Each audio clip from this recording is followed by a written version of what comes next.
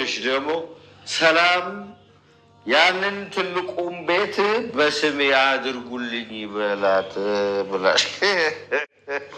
አባዬ ደህና አይደለም። ትልቁን ይሄንን አይደለም። ይኸውልሽ ትልቁን ሰላም እኮ ነው ስላደረኩ ለትዬም ቢሆን ደግሞ ይሄ ይገባል። ለምን እንደዚህ ያደረግሽ? በቃ እማዬና አባዬ እኮ ትዳራቸው ፈረሰ። ይሄ በመሆኑ በጣም አዝናለሁ ኤቢ። ትክክል አይደለሽ። አባዬ በሰከረበት ራሱን በማያውቅበት ሁኔታ ነው አብራሽ የተኛሽው። እውነት ነው። ምን ታደርጊኝ ነበር? አንቅ አደረግሽ ነበር። ችግር የለም ክሰሺ። ልጁን ደግሞ ትዬ ትቀበለኛለች። ማሳሰር ስትሞክሪ ለአባትሽም እያሰብሽለት። አባዬ ልጅ አሁን ግን ሁለታችሁ ምስክር ትሆናላችሁ። እኔ በሰላም ላይ ልመሰክር? ምን ነው አልመሰክርም ልትይ ነው? አባዬ እኮ አባትሽ ነው።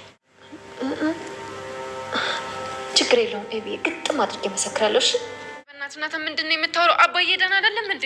አዎ አባዬ ደህና አይደለም። ከትናንት ወዲያ ትንሽ አደጋ ገጥሞታል። ዳጣ እባክሽ ቶሎ በይ ንገሪያቸውና ቶሎ ነው።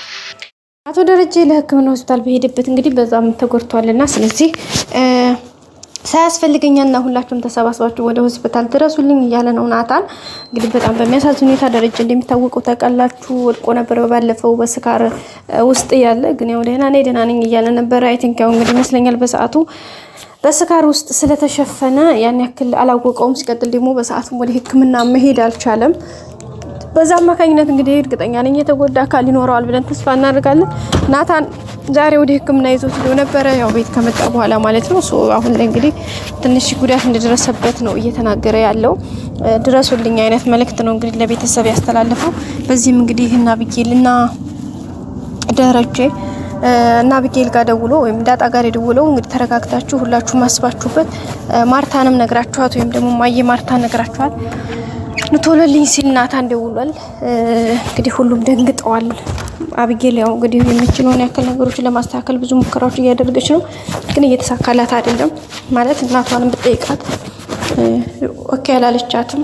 ስለዚህ ትንሽ ከባድ ነው ማለት ነው። ስለዚህ እናትየዋንም ብትላት እምቢ ብላታለች። ሰላም ጋር ሄዳ ነበር። ሰላም ጋር እንግዲህ ለምን እንደዚህ አደረግሽ? እንዴት አባቴን እንደዚህ ታደርጊዋለሽ? አስገድሽ እንድትደፍረዋለሽ? እኮ ወንጀል ነው ያስቀጣሻል። እኔም ደግሞ ከስሻለሁኝ፣ ምክንያቱም ያደረግሽው ነገር ልክ አይደለም በማለት ነው እንግዲህ ያስጠነቀቀቻት የነበረው። ሰላም ግን ምንም አይነት ድንጋጤ ፊቷ ላይ ጭራሽ ምንም አይነት በቃ አይደለ የጥፋትነት ስሜት ምንም እየተሰማት አይደለም።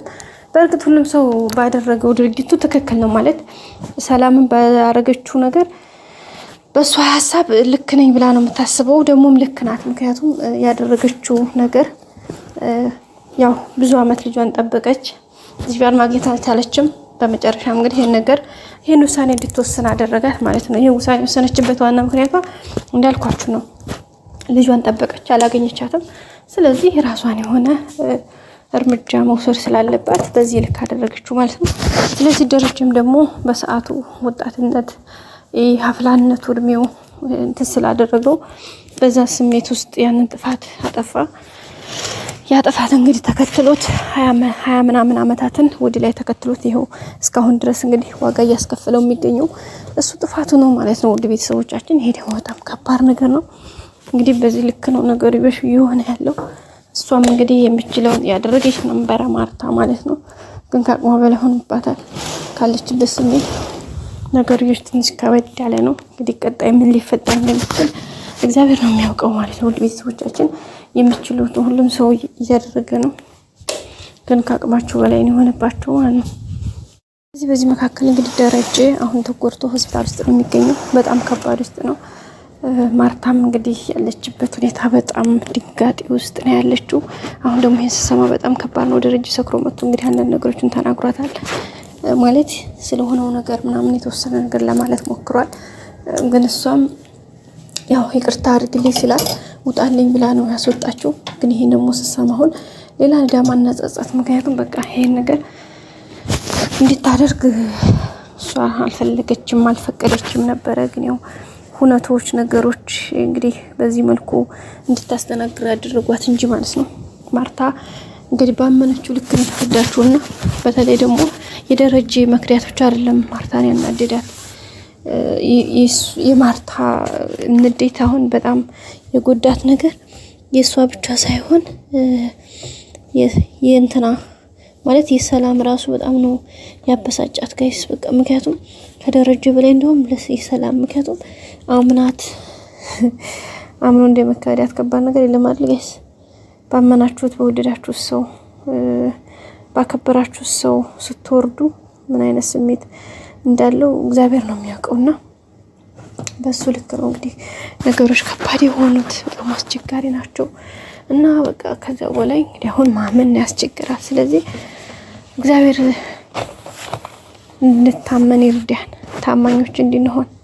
የምር ማመን ቀላል ነው። ሰዎችን ማመን ክርስቶስን አስቀድሞ ማመን ቀላል ነው የምር ማለት ነው።